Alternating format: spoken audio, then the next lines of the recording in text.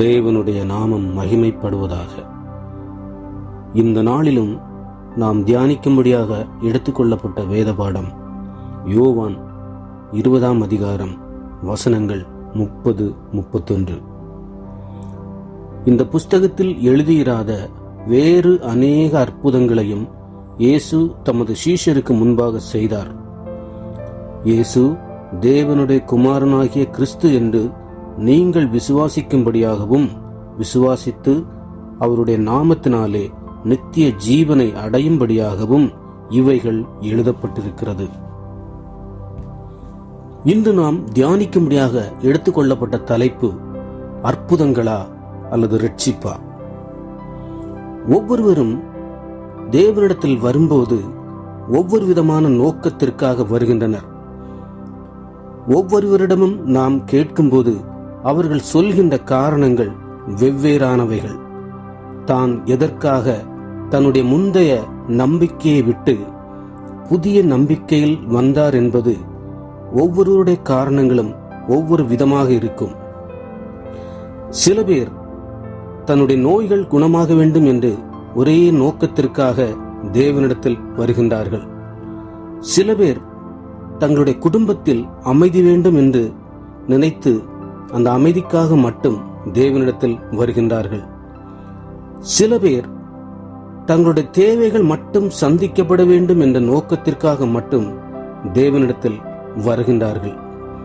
சில பேர் தாங்கள் அன்றாடம் சந்திக்கின்ற பிரச்சனைகள் மாற வேண்டும் என்ற நோக்கத்திற்காக மட்டும் தேவனிடத்தில் வருகின்றார்கள்.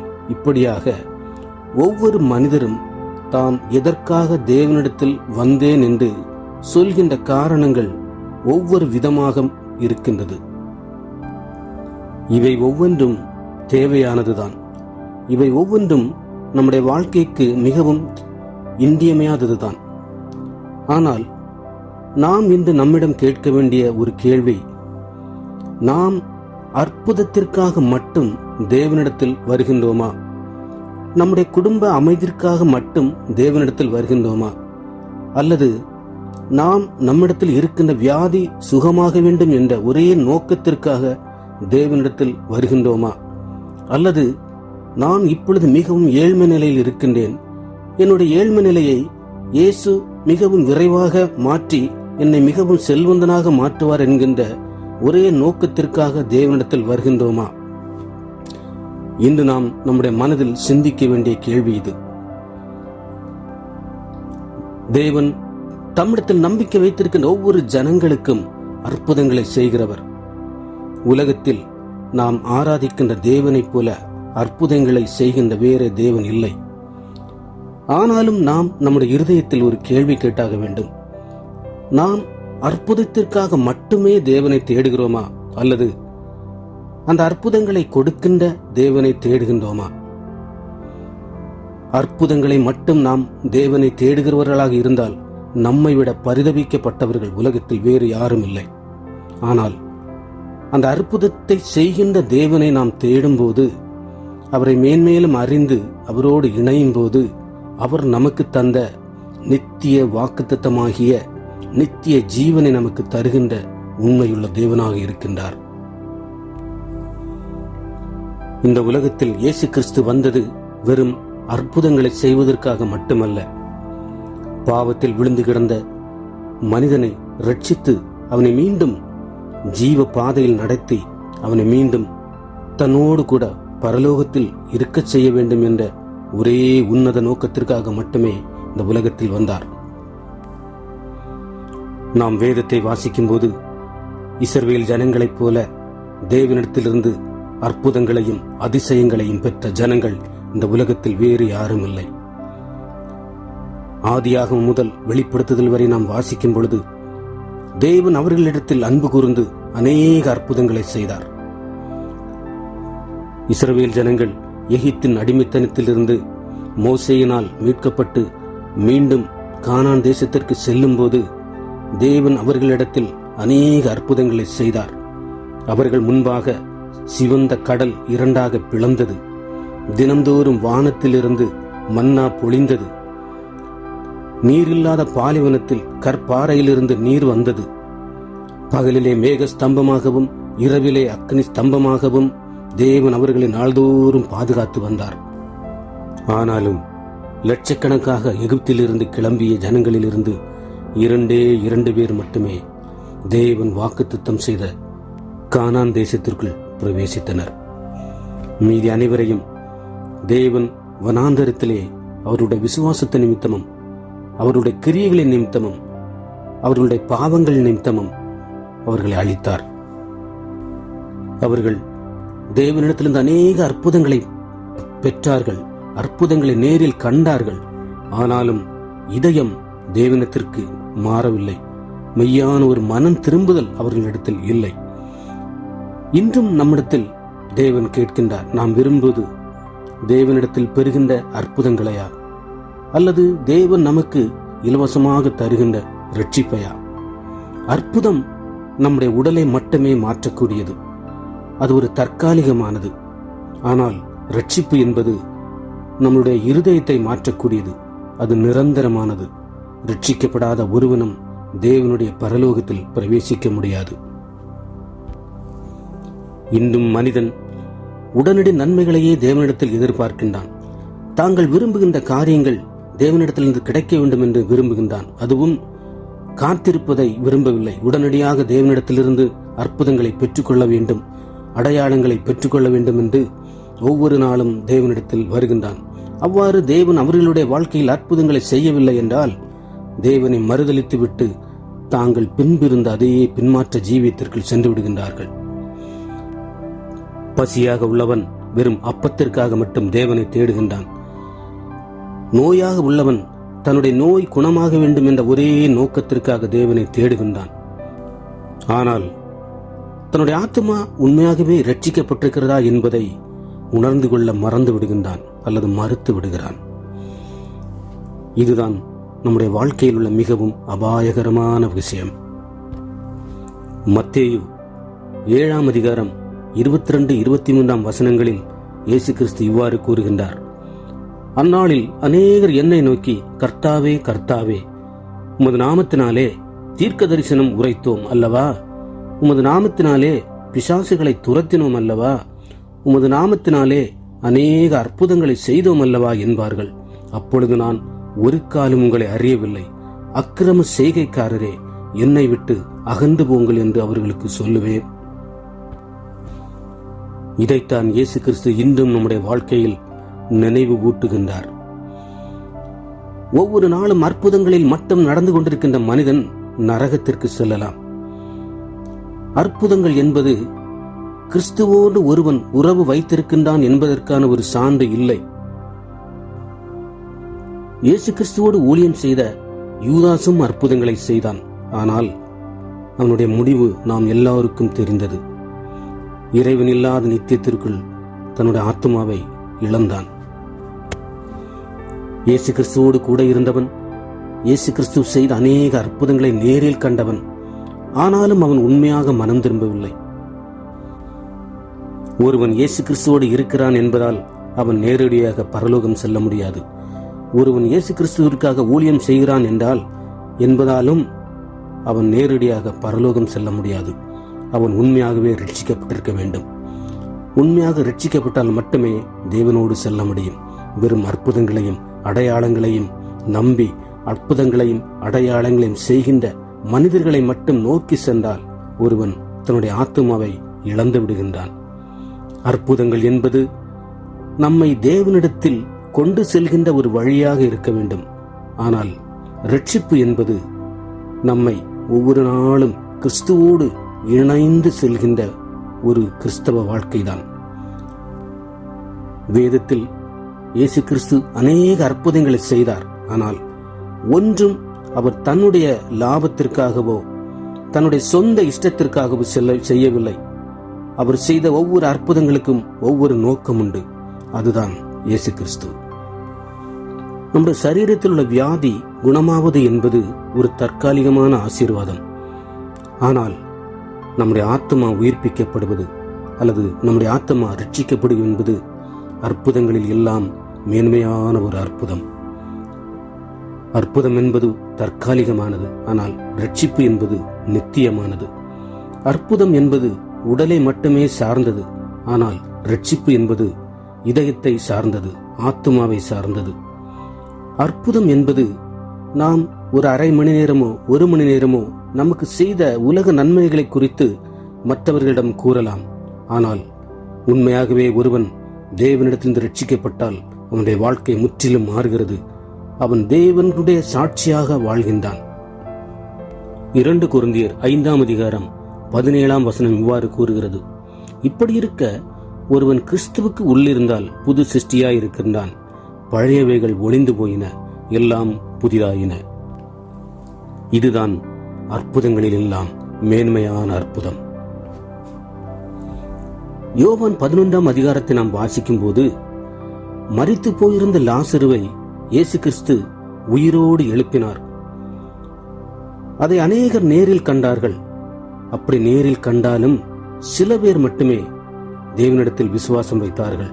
மற்றவர்கள் அவருக்கு விரோதமாக சதித்திட்டம் தீட்டினார்கள். அற்புதங்கள் என்பது அநேகரை ரட்சிக்காது. ஆனால் ரட்சிப்பு என்பது மனம் திரும்புகின்றவர்களையே ரட்சிக்கும். நம்முடைய மனம் திரும்பாமல் நாம் அற்புதங்களை மட்டுமே சார்ந்து கொண்டிருந்தால் நம்மை போல பரிதவிக்கப்பட்டவர்கள் வேறு யாரும் இல்லை. உடல் சுகத்திற்காகவும் உலக நன்மைகளுக்காக மட்டுமே நாம் தேவனை சார்ந்திருந்தால் நம்மை விட முட்டாள்கள் வேறு யாரும் இல்லை. உலக ஆசீர்வாதங்களுக்காக மட்டுமே நாம் தேவனிடத்தில் ஜெபம் செய்கின்றோமா? அல்லது நம்முடைய ஆத்மா தினம் தினம் பரிசுத்தமாக வேண்டும் என்கின்ற நோக்கத்திற்காக தேவனிடத்தில் ஜெபம் செய்கின்றோமா? நாம் தேவனிடத்தில் வைத்திருக்கின்ற விசுவாசம் அவரிடத்திலிருந்து பார்க்கின்ற அற்புதங்களை மட்டுமா? அல்லது இன்னும் நான் இயேசு கிறிஸ்துவை அறிய வேண்டும் என்கின்ற உன்னத நோக்கத்திற்காகவா? நாம் சொல்கின்ற சாட்சிகள் தேவன் நம்முடைய வாழ்க்கையில் செய்த உலக பிரகாரமான நன்மைகளை குறித்தா? அல்லது தேவன் நமக்கு தந்த மேன்மையான ரட்சிப்பை குறித்தா? நாம் இன்றும் நம்முடைய இருதயத்தில் உண்மையாகவே ஆராய்ந்து பார்க்க வேண்டும். மார்க் 8:36-37 இயேசு கிறிஸ்து இவ்வாறு கூறுகின்றார்: மனுஷன் உலகம் முழுவதையும் ஆதாயப்படுத்திக் கொண்டாலும் தன் ஜீவனை நஷ்டப்படுத்தினால் அவனுக்கு லாபம் என்ன? மனுஷன் தன் ஜீவனுக்கு ஈடாக என்னத்தை கொடுப்பான்? உலகத்தில் உள்ள எல்லா அற்புதங்களையும் விட ஒருவன் உண்மையாகவே மனம் திரும்புவதுதான் அவனுடைய வாழ்க்கையில் நடக்கின்ற மேன்மையான அற்புதம்.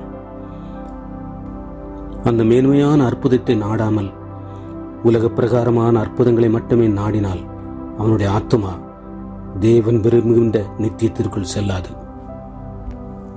இன்றும் அநேக ஊழியங்கள் வெறும் அற்புதங்களை மட்டுமே ஜனங்களிடத்தில் பிரதானமாக காண்பிக்கின்றார்கள். ஆனால் அந்த அற்புதங்களை செய்கின்ற இயேசு கிறிஸ்துவை அவர்களுடைய வாழ்க்கையில் கொண்டு செல்வதில்லை. இயேசு கிறிஸ்து கொடுக்கின்ற மெய்யான ரட்சிப்பை ஜனங்களுக்கு போதிப்பதில்லை. உலக பிரகாரமான அற்புதங்களை மட்டுமே போதித்து ஜனங்களை வஞ்சித்து தாங்களும் தங்களுடைய ஆத்துமாவை இழந்து போவதும் மட்டுமல்லாமல் தங்களை நம்பி வருகின்ற ஜனங்களுடைய ஆத்துமாவையும் கெடுத்து விடுகின்றார்கள். ஜனங்களிடத்தில் இயேசு கிறிஸ்துவை வெறும் அற்புதங்களை செய்யும் ஒரு நபராகவே காண்பித்துக் கொண்டிருக்கின்றார்கள். வேலையில்லாதவரிடம் சென்று நீ இயேசு கிறிஸ்துவிடம் வந்தால் தேவன் உனக்கு வேலை கொடுப்பார் என்கின்றார்கள். ஏழ்மையான ஜனங்களை பார்த்து நீ இயேசு கிறிஸ்துவிடம் வந்தால் உன்னுடைய ஏழ்மை மாறும் என்று சொல்கின்றார்கள். தினம் தினம் நோயினால் அவதிப்படுகின்ற ஜனங்களிடத்தில் வந்து நீ இயேசு கிறிஸ்துவை நம்பினால் இயேசு கிறிஸ்து உன்னுடைய நோய்களை குணமாக்குவார் என்கின்றார்கள். குடும்பங்களிலே சமாதானங்களை இழந்து காண்கின்ற ஜனங்களிடத்தில் வந்து நீ இயேசு கிறிஸ்துவை நம்பினால் உன்னுடைய குடும்பம் சமாதானமடைந்து மிகவும் ஆனந்தமாக மாறும் என்கின்ற சொல்கின்றார்கள். இவைகள் எல்லாம் ஒருபுறம் உண்மைதான். ஆனாலும் இவைகள் எல்லாம் இந்த உலகத்திலே இயேசு கிறிஸ்து கொடுக்கின்ற தற்காலிகமானவைகள். இவை எல்லாவற்றையும் விட மேன்மையானது தேவன் தருகின்ற ரட்சிப்பு. இந்த ரட்சிப்பை நம்பாமல் உண்மையான ரட்சிப்புக்கு நேராக தேவனிடத்தில் செல்லாமல் ரட்சிப்பு கொடுக்கின்ற தேவனை விசுவாசிக்காமல் அந்த தேவன் கொடுக்கின்ற உலக நன்மைகளை மட்டுமே நம்பி அவரிடத்தில் வரும்போது அவர்கள் இந்த உலகத்தில் இருக்கும் நாள் வரையிலும் சுகமாகவும் பலமாகவும் நல்ல வேலையுடனும் நல்ல ஆனந்தத்துடனும் நல்ல ஏழ்மை மாறி செல்வந்தர்களாகவும் இருக்கலாம். ஆனாலும் இந்த உலகத்தில் தேவன் அவர்களுக்கு நியமித்திருக்கின்ற ஓட்டம் முடிந்த பின்பு அவருடைய ஆத்மா எங்கு செல்லும் என்பதை அவர்களால் நிச்சயித்துக் கொள்ள முடியாது. நாம் அற்புதங்களை செய்கின்ற தேவனுடைய கரங்களை மட்டுமே நோக்கக்கூடாது. ஆனால் நம்முடைய வாழ்க்கையில் ரட்சிப்பை தருகின்ற அவருடைய முகத்தை நோக்க வேண்டும். அற்புதங்களில் மட்டுமே நாம் நிற்கக்கூடாது. இறைவன் தருகின்ற ஆசீர்வாதங்களில் மட்டுமே நம்முடைய இருதயம் திருப்தி அடையக்கூடாது. நாம் இன்னும் இறைவனிடத்தில், இயேசு கிறிஸ்துவினிடத்தில் ஆழமாக செல்ல வேண்டும். அவர் தருகின்ற ரட்சிப்பை தேட வேண்டும். அந்த ரட்சிப்பில் வாழ வேண்டும். அந்த ரட்சிப்பை அறிவிக்க வேண்டும். இதுதான் நம்மிடத்தில் தேவன் எதிர்பார்ப்பது. அற்புதங்கள் என்பது சூழ்நிலைகளை தற்காலிகமாக மாற்றும். ஆனால் ரட்சிப்பு என்பது நம்மையே மாற்றக்கூடியது. அற்புதங்கள் என்பது தேவனுடைய கரத்தை நம்முடைய வாழ்க்கையில் வெளிப்படுத்தக்கூடியது. ஆனாலும் ரட்சிப்பு என்பது தேவனுடைய இருதயத்தை நம்முடைய வாழ்க்கையில் வெளிப்படுத்தக்கூடியது. யோவான் 6ஆம் அதிகாரத்தில் இயேசு கிறிஸ்து 5000 பேருக்கு அப்பம் கொடுத்த பின்பு அதே ஜனங்கள் மீண்டும் அப்பத்திற்காகவே இயேசு கிறிஸ்துவை தேடினர். யோவான் 6ஆம் அதிகாரம் 26-27 வசனங்கள் இவ்வாறு கூறுகின்றது. இயேசு அவர்களுக்கு பிரயுத்தரமாக, நீங்கள் அற்புதங்களை கண்டதினால் அல்ல, நீங்கள் அப்பம் புசித்து திருப்தி ஆனதினாலேயே என்னை தேடுகின்றீர்கள் என்று மெய்யாகவே மெய்யாகவே உங்களுக்கு சொல்லுகின்றேன். அழிந்து போகிற போஜனத்திற்காக அல்ல, நித்திய ஜீவன் வரைக்கும் நிலைநிற்கின்ற போஜனத்திற்காகவே கிரியை நடப்பியுங்கள். அதை மனுஷகுமாரன் உங்களுக்கு கொடுப்பார். அவரை பிதாவாகிய தேவன் முத்திருத்திருக்கிறார் என்றார். இன்னும் அதே இயேசு கிறிஸ்து நம்மிடம் கேட்கின்றார், அழிந்து போகின்ற போஜனத்திற்காக மட்டும் நாம் அவரை தேடுகின்றோமா? அல்லது நம்முடைய வியாதிகளுக்காக மட்டும் அவரை தேடுகின்றோமா? அல்லது நம்முடைய தனிப்பட்ட நன்மைகளுக்காக மட்டும் தேவனை தேடுகின்றோமா? இந்த உலகத்தில் இயேசு கிறிஸ்துவிடமிருந்து நாம் உலக பிரகாரமான பெற்றுக்கொள்கின்ற எல்லா ஆசீர்வாதங்களும் தற்காலிகமானவைகள். அவைகள் இந்த உலகத்தோடையே முடிந்து போகக்கூடியது. ஆனாலும் அவர் தருகின்ற மெய்யான ஆசீர்வாதம் ரட்சிப்பு. இந்த ரட்சிப்பு என்பது உலக முடிந்த பின்பும் அவரோடு இருக்க செய்வது. அதை தேடுவதற்காகத்தான் தேவன் நம்மை அழைத்திருக்கின்றார். அதை நாள்தோறும் தேட வேண்டும் என்கின்ற ஒரே நோக்கத்தை மட்டும்தான் தேவன் நம்மிடம் எதிர்பார்க்கின்றார். அவ்வாறு இல்லாத பட்சத்தில் நம்முடைய ஆத்மா கைவிடப்படும். தேவனுடைய 2ஆம் வருகையில் நம்முடைய ஆத்மா கைவிடப்பட்டு தேவனோடு இருப்பதற்கு பதிலாக தேவன் விரும்பாத நித்தியத்திற்குள் சென்றுவிடும். இன்றும் நாம் நம்முடைய இருதயத்தில் ஒரு விசை கூட நம்மை நாமே ஆராய்ந்து பார்ப்போம். நாம் எதற்காக தேவனை தேடுகின்றோம்? தேவன் தருகின்ற அற்புதத்திற்காகவா? அல்லது தேவன் தருகின்ற உண்மையான ரட்சிப்பிற்காகவா? அற்புதங்களை மட்டுமே நாம் செல்லும் போது நம்முடைய ஆத்மா தேவனை விட்டு பிரிந்து விடுகின்றது. ஆனால் தேவன் தருகின்ற ரட்சிப்பை மட்டுமே நம்பி தேவனிடத்தில் வரும்போது, இந்த உலகத்தில் ஒருவேளை நாம் ஏழ்மையாக இருக்கலாம், கல்வியறிவு இல்லாதவர்களாக இருக்கலாம். ஆனாலும் இந்த உலகத்தின் இந்த ஓட்டத்தை முடித்த பின்பு தேவன் விரும்புகின்ற நித்தியத்திற்குள் நம்முடைய ஆத்மா செல்லும். நாம் உண்மையாகவே ரட்சிக்கப்பட்டு தேவனோடு இருக்கும்போது இந்த உலகம் மனிதர்கள் நம்மை ஏளனம் செய்யலாம். ஆனாலும் தேவன் நம்முடைய ஆத்மாவை பார்க்கின்றவர்கள், நம்முடைய செல்வத்தை பார்க்கின்றவர் அல்ல, நம்முடைய தகுதியை பார்க்கின்றவர்கள் அல்ல, நம்முடைய கல்வியை பார்க்கின்றவர்கள் அல்ல. உண்மையாகவே தேவன் நம்முடைய இருதயத்தில் இருக்கின்ற ரட்சிப்பை பார்க்கின்றார், இருதயத்தை பார்க்கின்றார். இன்றும் நாம் தேவனிடத்தில் நம்முடைய ஆத்மாவை ஒப்புக் கொடுப்போம். தேவனுடைய ஆசீர்வாதங்களை மட்டும் சார்ந்து வாழாமல் அந்த ஆசீர்வாதங்களை ஒரு படிக்கட்டாக பயன்படுத்தி இன்னும் இன்னும் தேவனிடத்தில் இணைந்து தேவன் தருகின்ற ரட்சிப்பிலே நிலைத்து நிற்போம்.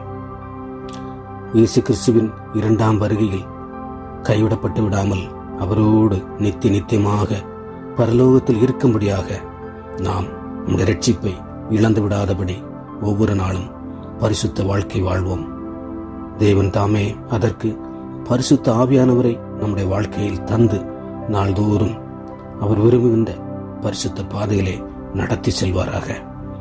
தேவன் விரும்புகின்ற பரலோகத்திலே நம்மை சேர்ப்பாராக. தேவன் தாமே இந்த செய்தியை கேட்ட ஒவ்வொருவரையும் ஆசீர்வதிப்பாராக, பரிசுத்தப்படுத்துவாராக. ஆமென்.